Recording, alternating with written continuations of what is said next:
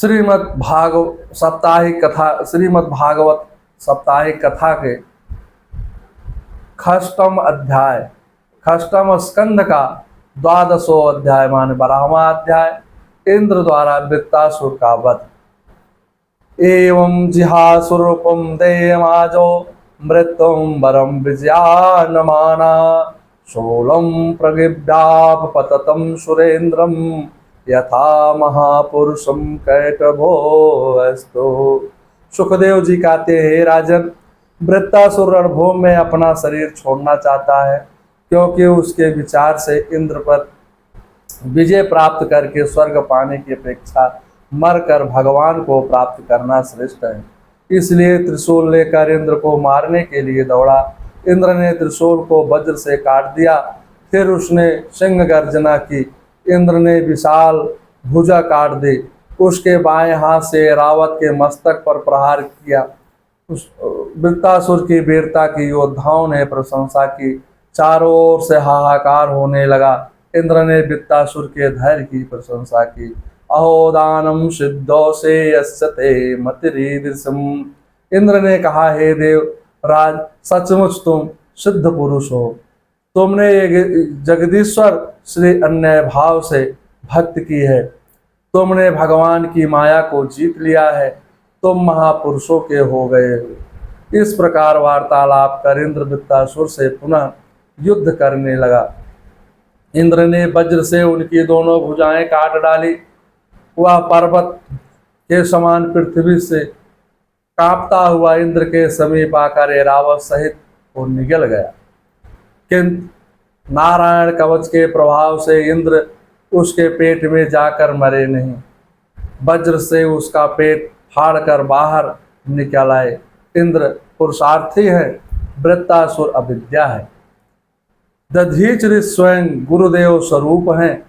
वज्र ही महावाक्य है। इस प्रकार इस रूपक से अविद्या का नाश होता है। उन्होंने वृत्तासुर की ग्रीवा पर वज्र का प्रहार किया। वज्र से वृत्तासुर का सिर कटकर धड़ से अलग कर दिया। वृत्तासुर के शरीर में से निकला हुआ तेज भगवत शरीर में विलीन हो गया। पश्यताम सर्वलोकानाम लोकाम संपद्यतम। वृत्तासुर का उद्धार हुआ।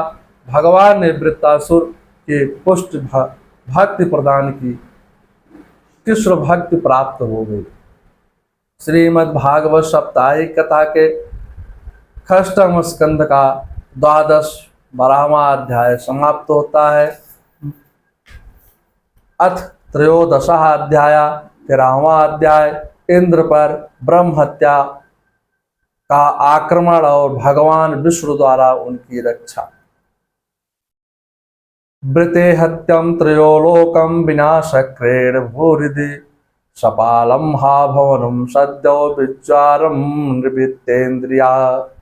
वृत्तासुर के वधोपरांत इंद्र को छोड़कर तीनों लोकपाल तक्षण प्रसन्न हो गए, किंतु इंद्र को शांति नहीं मिली, क्योंकि वृत्तासुर के वध के उपरांत पुनः ब्रह्म हत्या ने आक्रमण कर दिया। पहले की गई विश्वरूप की हत्या उस ब्रह्म हत्या के 4 भागों में विभक्त कर किसी प्रकार इंद्र मुक्त हुए थे। इस बार ब्रह्म हत्या का रूप बहुत भयंकर था। देवराज इंद्र ने देखा कि ब्रह्म हत्या साक्षात चांडाली के समान उनके पीछे पीछे दौड़ रही थी। बेकेर्यम पालितानाम केशान तिष्ठति भाषिराम मणिगंध सुगंधेन कुर्वन्ति मार्गदूषणम। खून से लथपथ वृद्धा चंडालनी की तरह मालूम पड़ रहे थे। शरीर की दुर्गंध से सारा मार्ग दूषित हो रहा था। देवराज इंद्र उससे भयभीत होकर चारों दिशाओं में भागते रहे। कहीं प्राण की रक्षा नहीं मिला तो मान सरोवर में जाकर घुसे। वहां कालदंड के 1000 वर्ष तक छिपे रहे। इंद्र जब तक रहे तब तक स्वर्ग की कार्यभार नहुस ने संभाला, परंतु उन्होंने स्वर्ग के मंदांत हो इंद्र पत्नी के साथ अनाचार करना चाहा। सची ने उनको श्राप दे दिया। ऋषियों का अपराध कराकर उन्हें श्राप दिला दिया, जिससे वह शाप हो गए। इसके बाद भगवान का ध्यान करने से इंद्र को पाप नष्ट हो गया। इंद्राणी ने अपने बुद्धि चातुर्य से राजा नहुस को तिर्यक योनि में डलवा दिया। इंद्र की 10,000 वर्ष की तपस्या के बाद ब्रह्म हत्या दृश्य हो गई। इसके बाद ऋषियों ने इंद्र से अश्वमेघ यज्ञ करवाया। यज्ञ पुरुष भगवान की आराधना करने से इंद्र का पाप समूल नष्ट हो गया। वह पुनः सूर्य के समान तेजस्वी हो गए। सावाज मेधेन यथोदितेन विदात्मा से मरीचि स्मास्तम इष्टम आदिज्ञम पुरुषम पुराणमिंद्रो मान विभूत का पापा। इंद्र पूर्ववत स्वर्ग का शासन चलाने लगे। फलश्रुति सुखदेव जी कहते हैं, हे राजन, इस आख्यान को पढ़ने से शत्रु पर विजय, आयु तथा मंगल की अभिवृद्धि होती है। रिपुंजय स्वास्थ्यम तथा आयुषम। श्रीमद् भागवत साप्ताहिक कथा के 6वें स्कंद का 13 अध्याय समाप्त होता है। मंगलम भगवान विष्णु मंगलम गरुड़ाध्वजा मंगलम पुंडरीकाक्षाय मंगलाय तनोहरे। अथ 14 अध्याय 14वां अध्याय वृत्तासुर का पूर्व चरित्र। परीक्षित जी ने पूछा, रजस्तम स्वभावस्य ब्राह्मण वृत्त्यम पापात्मनम नारायणे भगवती कथम आसीद दृढ़ मते। भगवान, हे भगवान, वृत्तासुर का स्वभाव तो रजोगुणी तमोगुणी था। उसी भगवान नारायण में सुदृढ़ भक्ति कैसे हुई? वृत्तासुर को राक्षस योनि कैसे मिली? शुद्ध अंतःकरण वाले ऋषियों को भी ऐसी भक्ति नहीं होती है। सुखदेव जी ने कहा, बहुत समय पहले सूरसेन में चित्रकेतु नाम का एक राजा था। उसकी बहुत सी रानियां थी, परंतु उसके कोई संतान नहीं थी। राजा संतान विहीन होने के कारण बहुत चिंतित रहता था। एक बार चित्रकेतु के घर अंगिरारिस पधारे। अंगिरारिस ने उसके चिंतित होने के कारण पूछा। राजा ने कहा, मेरे कोई संतान नहीं है, कृपया कोई उपाय बताएं जिससे वंश का विस्तार हो सके। इत्यार्थम सा भगवानम कृपालु ब्राह्मणम सुता श्रापेत्तम चलो त्वाष्टम त्वाष्ट्रमाजयत विभो। पहले तो ऋषि ने राजा से कहा, हे राजन, पुत्र से अशांति रहती है, तेरे संतान न हो वही अच्छा है।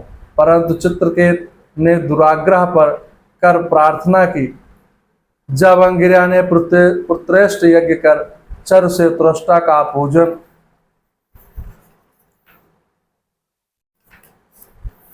किया, तब यज्ञ से बची हुई खीर रानी कृतदुत्ति को दी।